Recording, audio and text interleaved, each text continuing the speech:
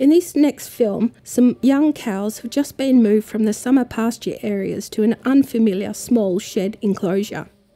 They eventually will be moved into another section of the shed where the environment is more complex with fences and obstacles, and they will need to negotiate the area around here safely.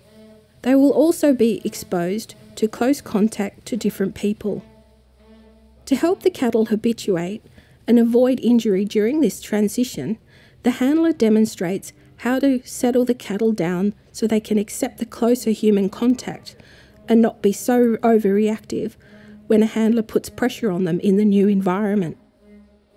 The pen area in this example is ideal because the cattle can move around freely on a safe floor surface while they're getting habituated.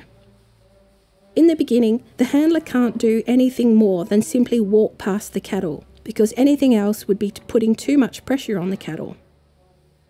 If the cattle were out on a pasture, they would actually choose to probably run away from the handler.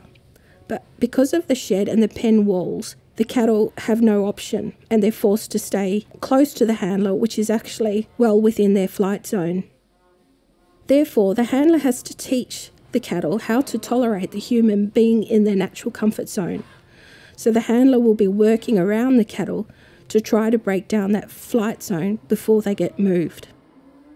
Eventually, the cattle will accept the handler's presence to a point where the cattle can tolerate the handler within a metre away, and the handler will move them from one direction to the other.